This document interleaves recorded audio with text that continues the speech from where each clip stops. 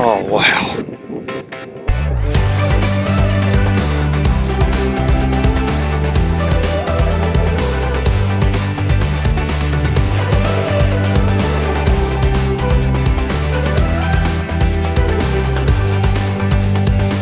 What is it about certain backpacking trips that make them more memorable than others? Well, in this video, I will be sharing some highlights of one of my favorite backpacking trips and also discuss a little bit about some of the amazing things we see and experience that gives us those memories that last a lifetime and keep us coming back for more.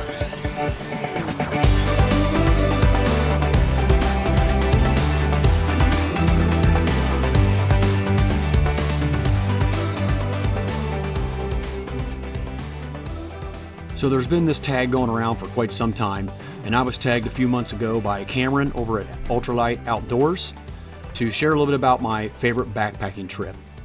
I feel really bad that it took me this long to get this video made and put out, but I guess better late than never. Be sure to check out Cameron's channel at Ultralight Outdoors. I will leave a link down in the description box. For most of us, we are drawn to a particular trail because of what it offers us in the way of an experience or something we enjoy looking at. And not everyone's idea of an amazing place is going to be the same either.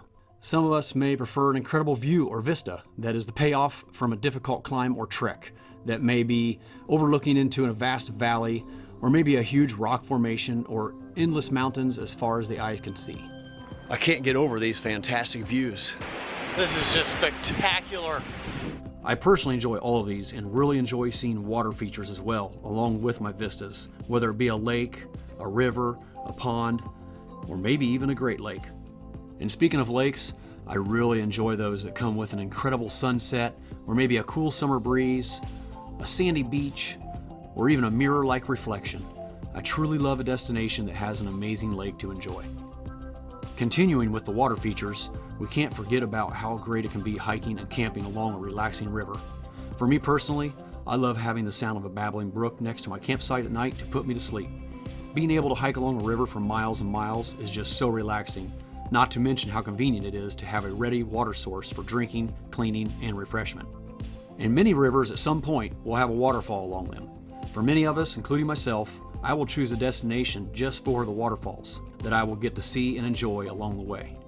I have been fortunate to see many incredible waterfalls throughout the years during my travels. You can't help but be drawn to the sights and sounds of a waterfall. Some waterfalls are appreciated because of the power they display, yet others can be so tranquil and serene. Another feature that I often plan for prior to my backpacking trips are great campsites. Because we spend so much time at our campsites during backpacking trips, this can often make or break the trip, or at least leave us with some of our best memories of our trips. I usually look for campsites tucked within the pines or near some sort of water feature, and if it can have a view of the sunset, that's even better yet. Finally, if you have been watching my channel at all as of late, you would know that I am also driven by accomplishment on my backpacking trips. I love to push myself and see just how far and fast I can go. For me, there is such a great sense of accomplishment after completing a long, hard hike. Well, with all that being said, I guess I should reveal what my favorite backpacking trip was. Even though 2019 was my overall biggest and best year of backpacking, it was a 3-day trip in early fall of 2018 that takes the top honors for me. It was the Manistee River Trail in Northwest Michigan, where I was fortunate enough to spend 2 nights and 3 days backpacking the Manistee River Trail, as well as kayaking the beautiful Manistee River. I had just came back from a herniated disc injury in my lower back a month prior to this trip, and at the time of the injury, I had assumed that my backpacking career was over. I endured the most excruciating pain I have ever experienced in my life, exceeding that even of broken bones. After a month of rest and rehab, I felt like I was ready to give backpacking another shot, and the Manistee River Trail was a place that had been on my radar for some time. I knew I wouldn't be able to handle a lot of miles and elevation, and needed a fairly flat and easy trail.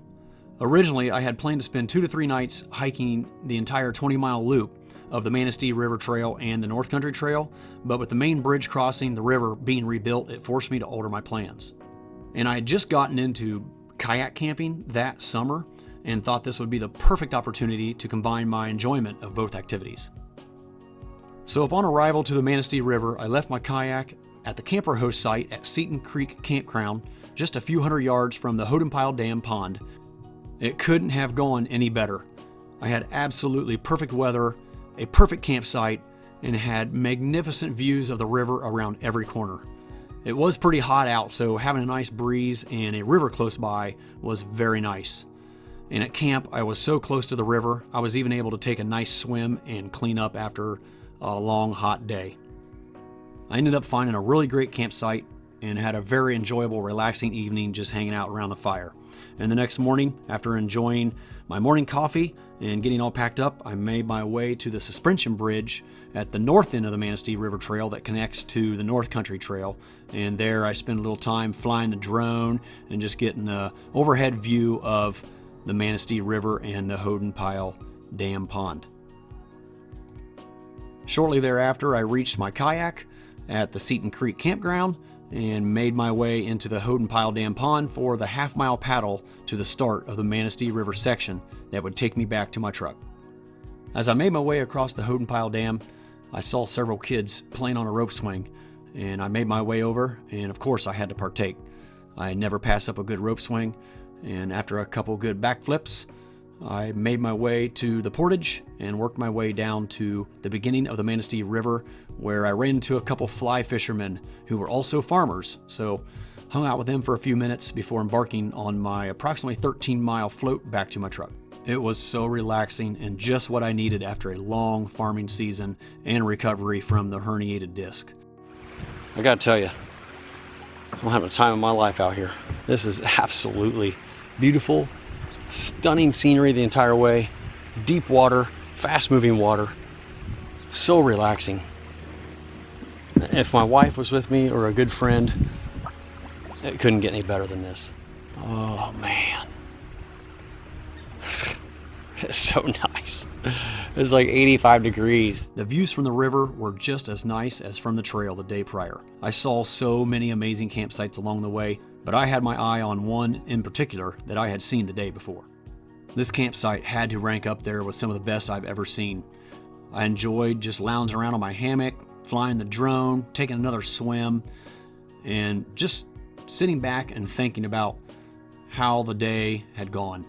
And as I was reminiscing, I was thinking about all the things I didn't like about backpacking, because it was very humid. I was getting eaten alive by mosquitoes. There's always spider webs out there, so I decided to make a short video about why I was quitting backpacking.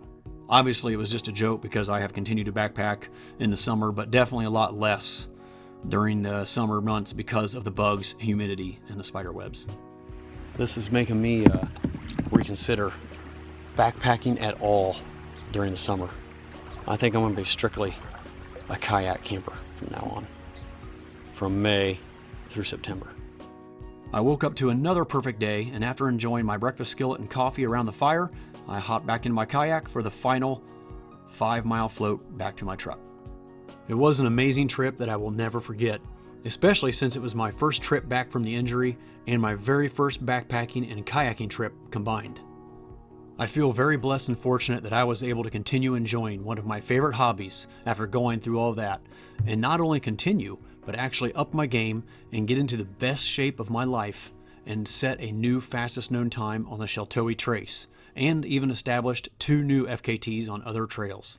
The Manistee River Trail is a great place to visit and is a very popular trail, so it's best to enjoy it on the weekdays or during non-peak season because of all the crowds. I enjoyed it so much, I even went back a month later with my wife and did the exact same trip. If you ever get a chance to check out the Manistee River, go for it. You will not be disappointed.